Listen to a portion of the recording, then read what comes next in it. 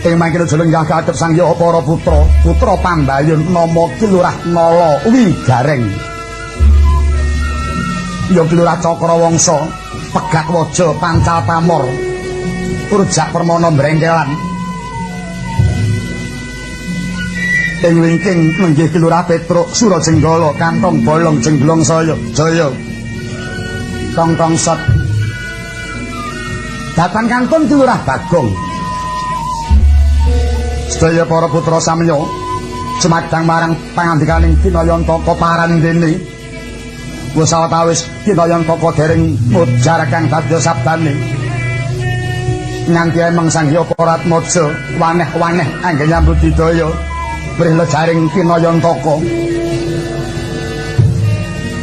teka mangkono wijining sabda ingkang dereng kaya sing lesan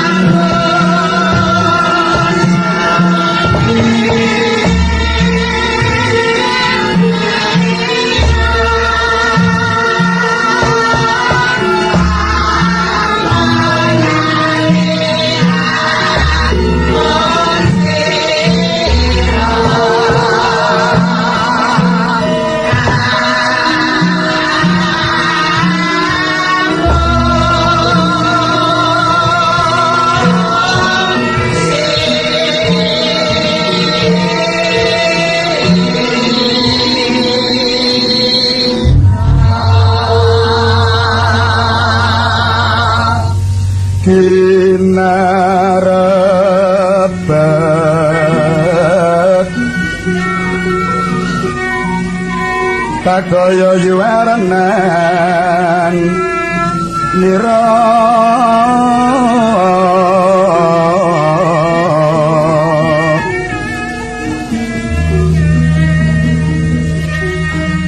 solah ira wingit lirhap sari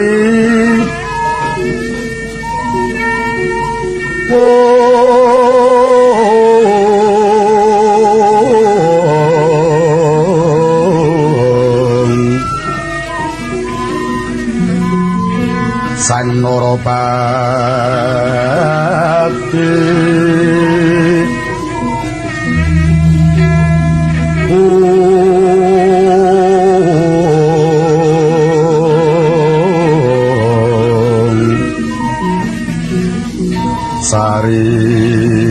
sari lerwito dari nurun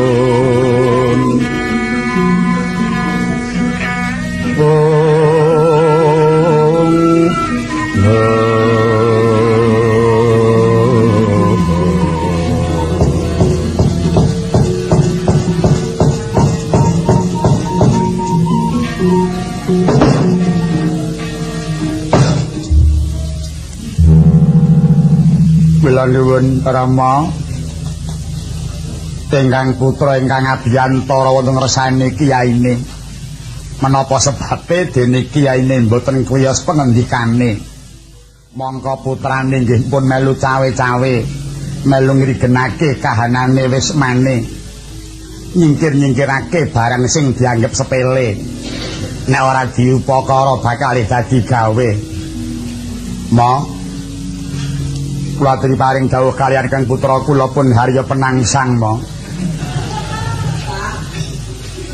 kula mangsa iki saya suwe saya tuwa ning saya angel ladenane titik nesu monggo nyatane sampeyan niku pun sarwa-sarwi lho dalem sampun wonten garwa sampun kagungan putra pun 3 kirang napa sampeyan niku monggo anake ya wis padha gedhe-gedhe nyambut gawe dhewe-dhewe ora ngurusi wong tuane kudune pun merdika sampeyan niku napa sing dikersake mung karya aba kok ndadak nganggo kendel tanpa ngendika wah piye Truk lambe selumpang kari semerang ya dene kakekne ora kersa ngendika kakekne iki anggere tangane wis dislobokke nggon sabuk ngono iki pancen angel tangguhe. Piye Gong supaya kakekne bisa kersa ngendikan? Sesegeren kakekne Semar kuwi Gong. Nek mung golek seger wae bayar. Goyang sumur grujuki. Kuwi anakmu apa bapakmu? Lha jare golek seger. Kandhane wong-wong kuwi nek wong tuwa wis akeh umur iki jare bali dadi bocah. Nek awake dhewe biyen iki le momong kakekne ning gandeng kakekne iki wis tuwek saiki momong awake dhewe. Aning wong nyatane anak-anake padha ngadep ora diparingi jawuh ngono. Ning bareng tak pikir ora aneh yen kakekne kuwi mung kendel. Sebab apa? Awit ngelingi yen kakekne kuwi dadi lurah, nglurahi wong sakarang kedempel kene. Abote ngabot ora kaya wong sing dadi pamong. Mongko kakekne dadi pamong kuwi ya wis ngenggoni marang paugeraning pamong 4 perkara. 1 wibawa, ping 2 wicaksana, ping 3 sentosa, kaping 4 prasaja. Kuwi kang diagem kakekne Semar. Wibawa sipating pamong kudu gedhe wibawane. Pamong tanpa wibawa aji godhong jati aking. Carane golek wibawa kuwi mayar waton temen karo jujur mahanane wibawaning si pamong. Ning nek pamong ora jujur anggere wong wing nyek. Wah iya. Wing bab wibawa. Kaping 3 wicaksana sipating pamong kudu tumindak adil, ora kena mbanci ndembang siladan. Ora kena bedak-bedakake ndek dhuwuring pangkat asal luhuring derajat. Ora kena bedakake sugih miskin ning donya, nadyan ta wong melarat yen pancen mbutuhke pitulunganing pamong, wajib diladeni kang sakmurmate, dianggep kulawargane dhewe. Aja nganti ana kedadean gelem maringi tapak asma anggere ning apa-apane. Kuwi jenenge ndagangke panguwasa ora kena. Lah iya wong wis nampa blanja, iya. Ora elek-elek main ya kena, ning kudu ngerti aturan permainan.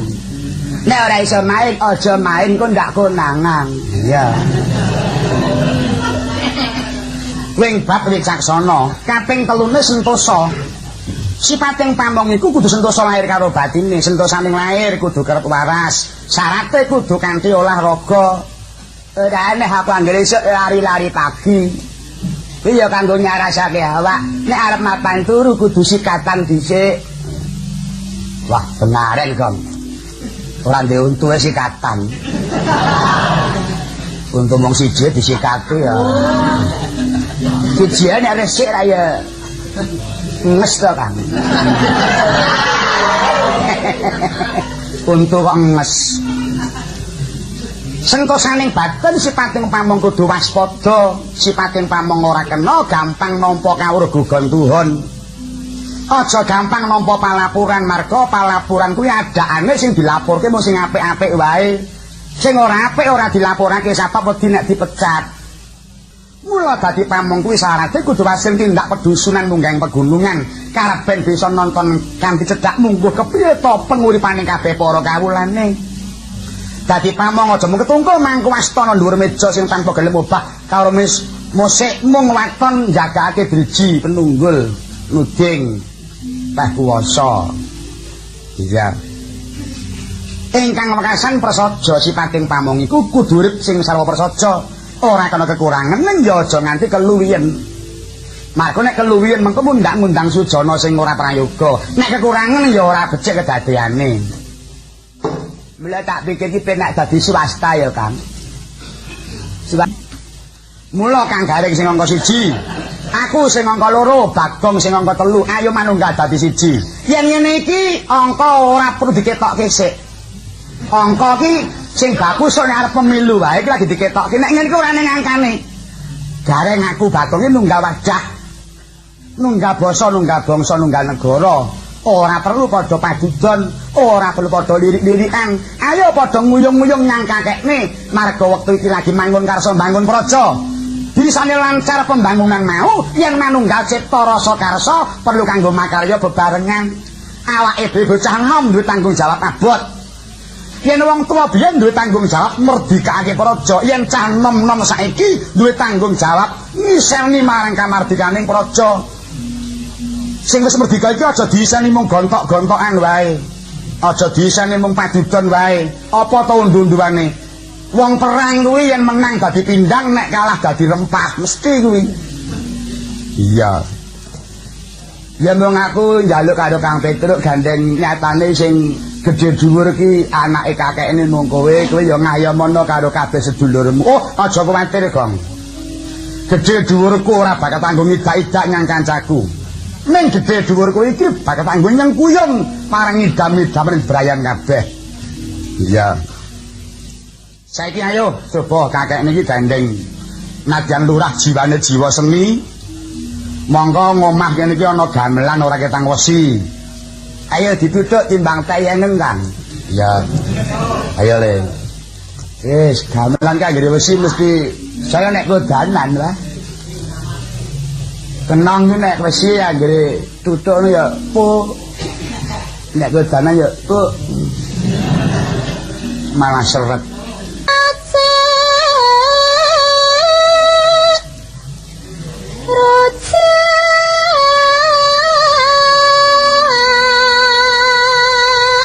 Tudah bacot gosong.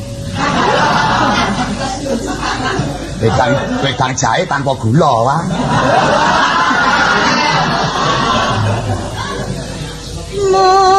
Kita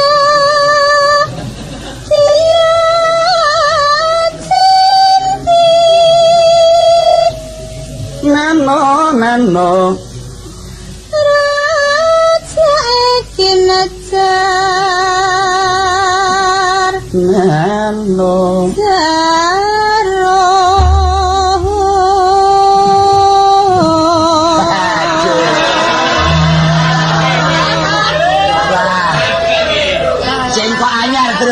iya. Wis kok ngati-atine kok, Gong. Wis ngati-ati lho, iki dhek sago jeneng kono lho iki. wakile. Ya.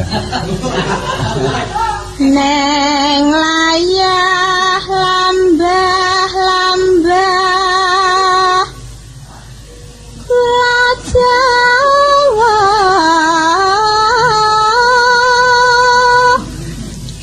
lambah rawit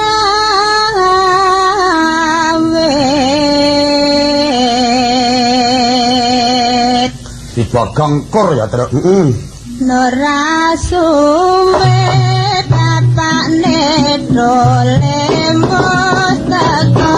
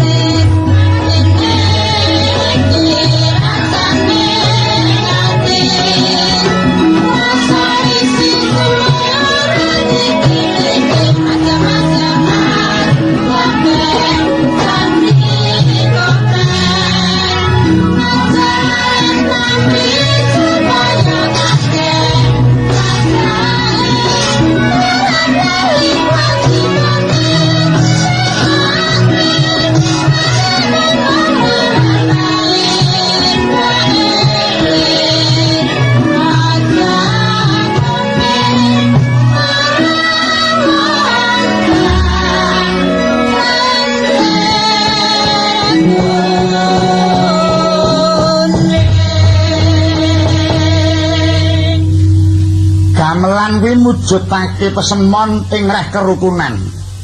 Buktine warna-warna wujude ning dicuthuk bareng kepenak dirumokake. Sing direnteng kuwi jenenge apa? Gender. Ya penak dicuthuk. Oh iya. Sing digandul-gandulke kae dosane apa kok digantung kae. Kae ora dosa kae jenenge kempul karo gong. Ya dicuthuk. Bang. Ya dicuthuk. Nah iki sinden.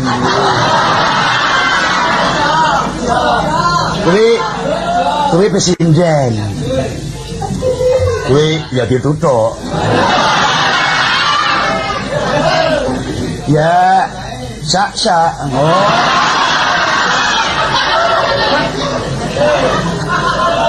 Hanya nakal ya dituthuk, nek ora nakal ora dituthuk. Kaya anake.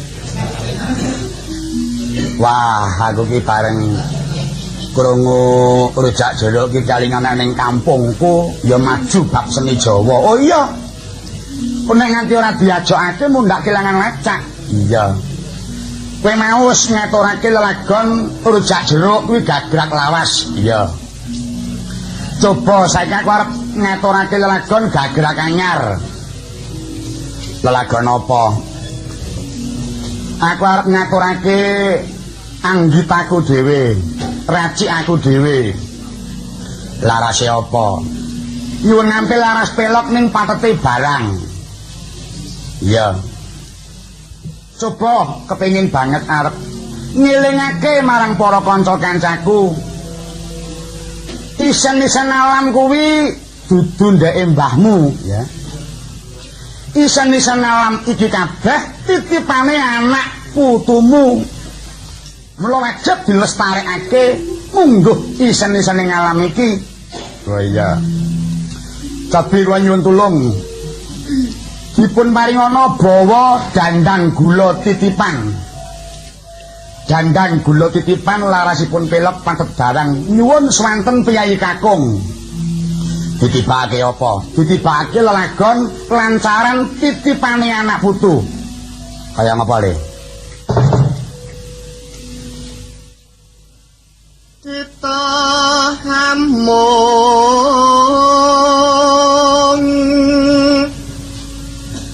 hacaos peleng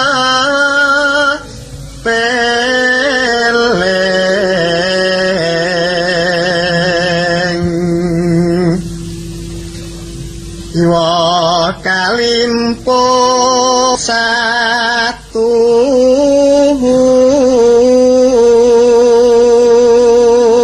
Sing gawe bawa kuwi sapa, Truk? Paiman ngono kok.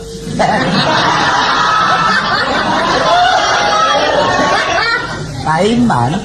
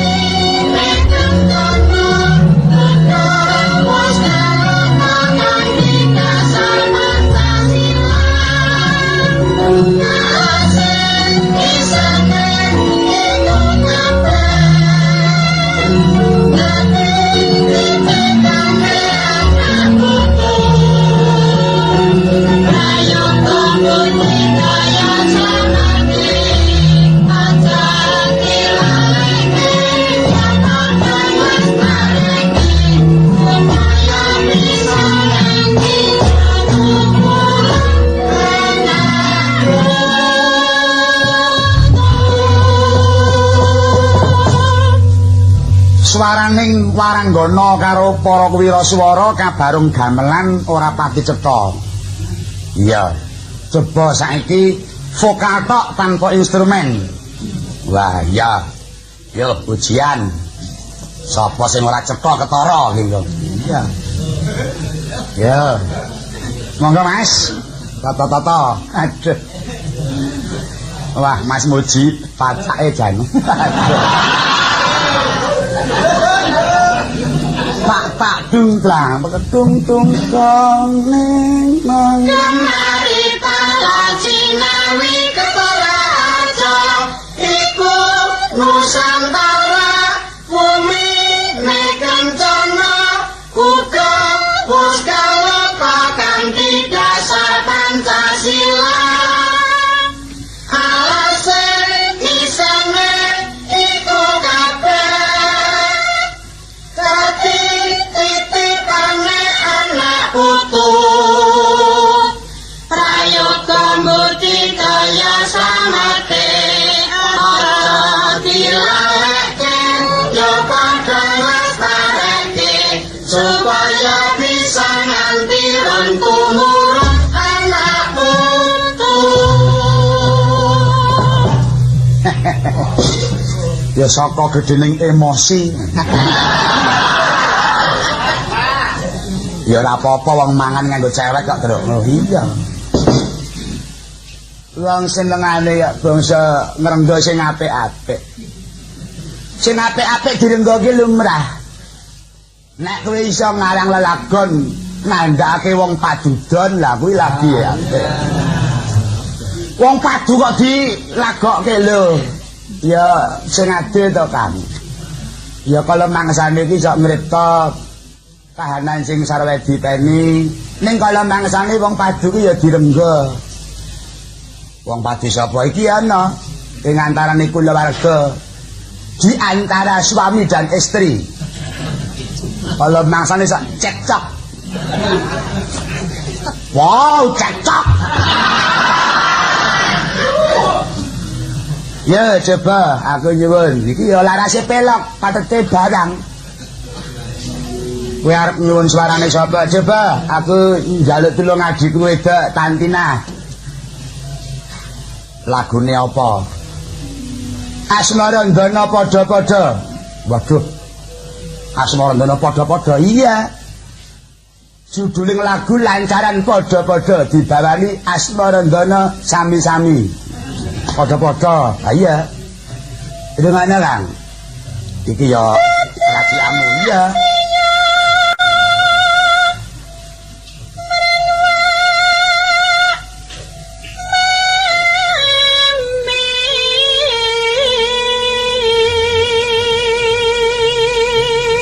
Iki wong wedok sing kerep dinesoni wong lanang. Mula terus jadak sia mring wak mami.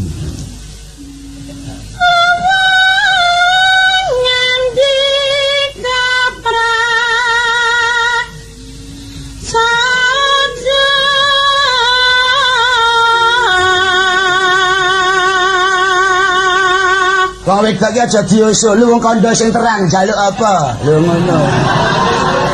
Wis rekoso aja diusul tinggal minggat kapiran kowe lho. Ya. yen kang isih nganggep bojo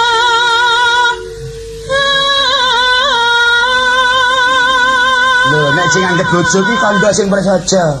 Kabeh ki mrih apike ben iso gendon rukun. Kaken-kaken minen-minen. Lho. Kaya mimi karo mimisen. Oh. Malah gledek.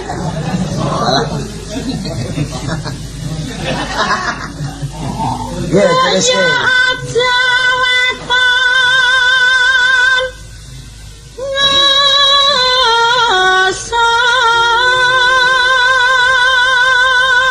Jawatan ngoso, mesake. Ngenteni turune anake kok ora. Iki ngapa tak malah ngomong dhewe iki. Lah aku le cilik kan turu lagi jam 1 lagi gelem turu piye. Jadi aku mau ketik.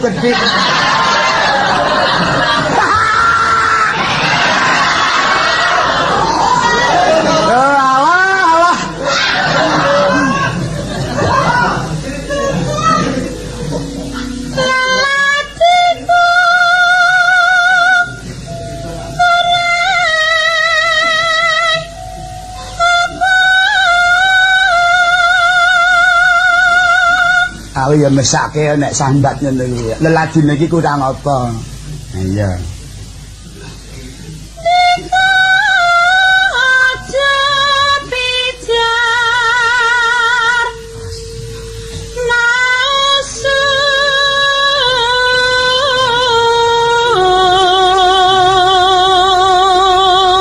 Kuwi kira-kira sing lanang bludrekan ya Angkong. Iya ditensi 200 iki tensine ya.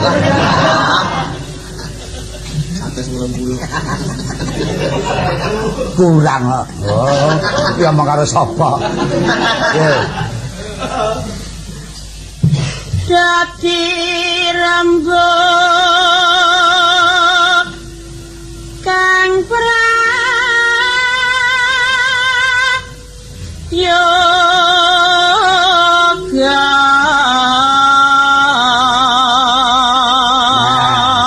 Sarasean sing apik dirembug, salahe nggo napa tuduhke, ngono apik kuwi. Iya.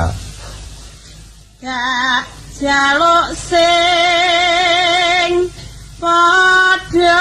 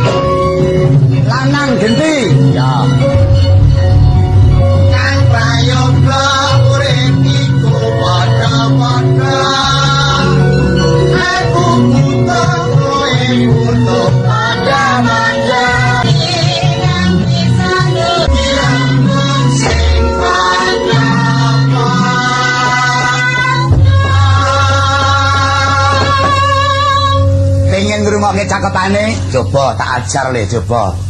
Tanpa gamelan dinggo ajar. Oh iya. Tanpa gamelan. Tak dungdlang, dung gong. Ayo. Oh, macet.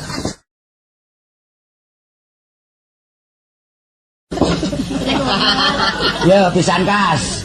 Tanpa nganggo gamelan. Nek wis tak dungdang disaut kono. Ya ajar kali iki. Mumpung ana wektu. Iya. Tak dungdlang, dung gong. Ya. Kang prayoga urip iku padha-padha. Aku butuh duwe buta padha-padha. Mula aja wenang tumanya kawenang. Nadyan kowe uga mbok ya padha-padha wis mesti yen lelaki kang bisa ndudut ati ra lumrah njaluk tambah makarti ora kena. Aja ngono ta yen ta pancen durung weruh. Ra perlu Sulaya tinambah sing padha-padha. Cinta seni nggo njaluk tambah mau kok. Kene wis tele-tele aja tanduk.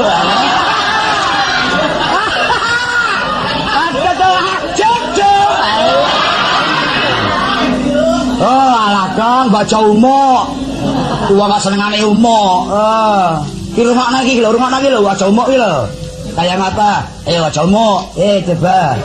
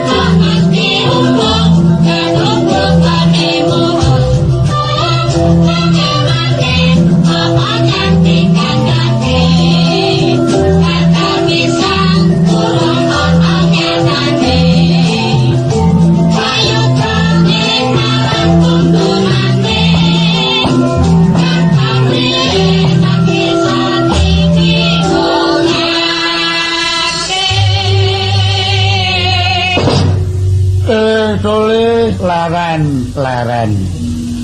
Aku wis gelem kandha. Wah, syukur mo. Wis lejar penggali kakekne. Bareng tak pikir kakekne iki tuwek-tuwek seneng dangdutan. Cah siapa-apa meneng bareng dangdutan wetenge obah. Ya ora apa-apa ben nggo kesehatan, aku ya olahraga kok, Gong. Tole Nala Garing Petro Bagong kuwi padha tak kandhani. Anane aku iki mung meneng, aku iki mung mrihatinake marang ibumu Kanastren kang wektu iki lunga saka omah. Wah, jibu tindak. Iya. Tindak nyang ndi, Mo? Ibumu ora pamit karo aku, Ngger. Ora perlu dipikir. Kira-kira si Bu sudah mulai ya rabine. Senengane kok malah gegontho ora apik. Lah witekne wong nyatane si Bu entuk bapake jare ya kepeksa. Coba kowe nek pinuju si Bu tindak bapak melu ae rak wis kaya nyonya dibeki kelangenane. Ora ngajar iki. Tuli ewang-ewang ana nyuwun. Muga-muga ibumu eling nyang kewajiban gelem bali marang Karang Kedempa kene, Nggih. Sigara kang upawa tumingal acampo samyong dali lerap katet wileteng kanta danyuanku mangun cangiti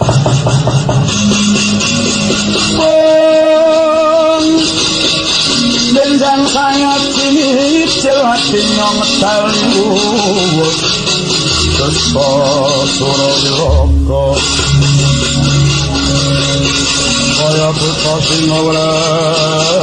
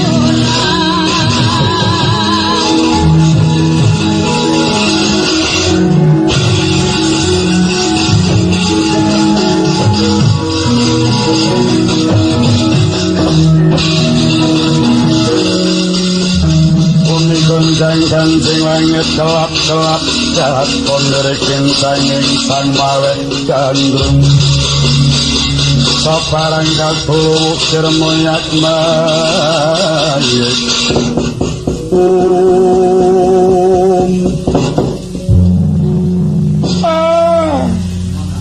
menika Gusti kula Raden Pati Sengkuni sinuwun ngawangga Raden Dursasana ingkang rawuh Raden Pati sinuwun ngawangga tuwin Raden Dursasana sami wilujeng rawuh ndika lho.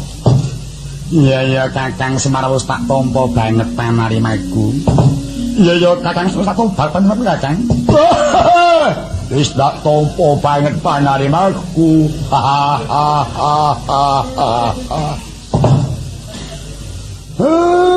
Janur gunung dika rawuh wonten Sudong kula ngriki wonten wigatos menapa lho? Urhanana Kakang Semar sowan kumrene sepisan mertuwi marang karaharjaning si Kakang sak kulawarga. Deneping kaping pindho aku terang kautus Gustiku sinuwun Prabu Duryudana. Dina iki Kakang Semar kaaturan rawuh marang Praja Ngastina.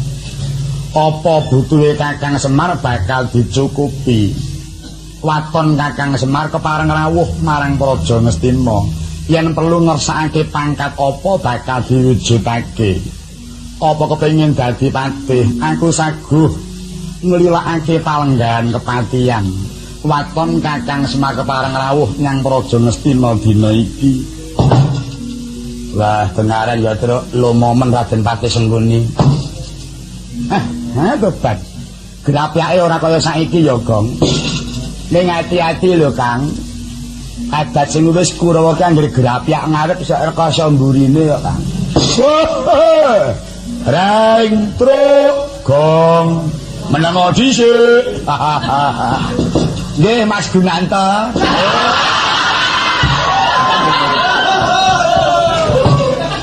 Dursasana Gunanto. Ya Kakang Semar tak kira Kakang Semar ora bakal wangkot. Awit ngelingi karo Kakang Semar wis pati. Tamong ingkang tuhu bekti ing dharma. Mulaya Kakang tak kanthi dina iki Prabu Ngastina Kakang. Bumi gonjang kancing langit gelap-gelap kakon dari kincanging sang mawet gandrung. Sabarang katul ukir moyak mayik ing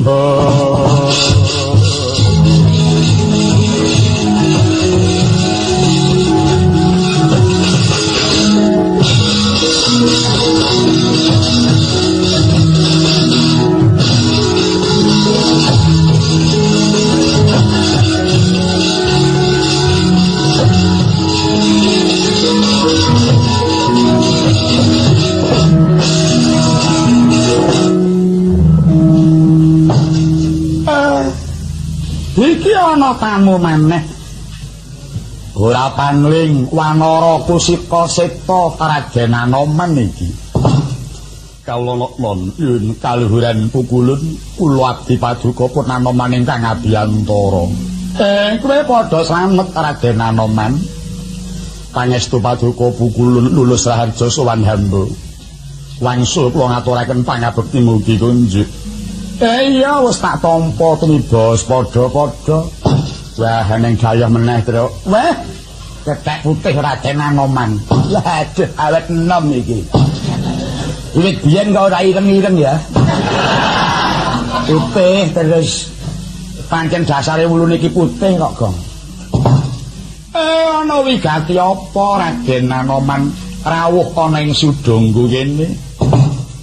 Wale-wale menapa pukulun? Sowan hamba sepisan ngaturaken pangabekti jangkep angka kalih. Kula terang kautus kaliyan Gusti kula sinuwun Prabu Bathara Rama. Ing mangkin nagari Pancawati kataman dahuru pukulun. Wangsiting Jawata linangkung Pancawati badhe mangge yuwana sauger linenggahan paduka pukulun. Ingkang menika pukulun mawantu-wantu panyuwunipun pukulun Bathara Rama paduka pukulun kaaturan rawuh dumateng nagari Pancawati sareng sak lampah kula. Kula pitados ngengeti bilih paduka menika rumiyin inggih kula wangsa Pancawati. Mbok menawi mboten badhe wangkot ananggapi atur kula menika pukulun. Dada mung tak lirik netap. Jajabang mawi ngawangis kumedhut patoning ati. Ronde angon larang diri teknoto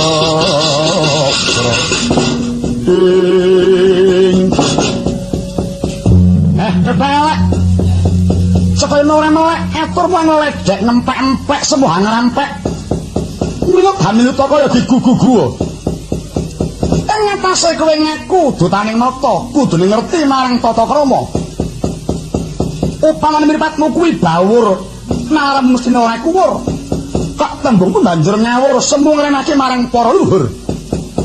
Rak wis ngerti lamun to dhisik ratu ngawangga kenapa kowe banjur kumet bakal ambil marang Kaki Semar. Mangke rumiyin. Kepareng kula badhe nyuwun wuninga. Paduka menika sinten? Ing atasipun kula tepang kemawon dereng. Teka lajeng paduka ngundha-mundha dhateng kula. Pesmek bathok mata-mata ora ndedelok. Ingsun ditanem to Ngastina. Nalendra nganggo Prabu Basukarna dijulukku. Lan sapa rupa? Pratal ingsun ing kene iki uga bakal mbayang marang Kaki Semar. Ingkang mengkono, kaya aja ambarung sirang ngriwuk kempul minggat to dene. Minggat. Kaya aja dijebuk jerabah kowe ae monyet elek. Inggih. Matur sembah nuwun. Nembe ngertos menika bilih paduka sipating Nalendra. Namung gumun kula. Ing atasipun paduka ngaken Nalendra panggenan patuladan. Kenging menapa teka dereng saged nglenggahaken dhateng wataking kasusilan. Cobi paduka penggalih. Kula sowan mriki menika mboten sowan sinuwun ngawangga. Kula sowan mriki menika sowan Pukudonesmaya. Kenging menapa teka paduka nyawruhe ngatur kula. Ginantang murang tata. Apa kira-kira dibotake monyet nimbang napa ngawangga? Ora minggat rantai dipenge wani-wani parek. Ngundang-undang dengan kelak-kelak. Berkencang ingkang males gambel. Sabaran kalbu bermonyet nangit. Waduh. Ora ngono kok saya ndodro wong iki. Ratu Ngawangga. Kowe aja gampang ngilani dada ngepel mustaka. Nadane Kusipati Ngriwanda, yen ora bisa ngrembug balungmu lu ora.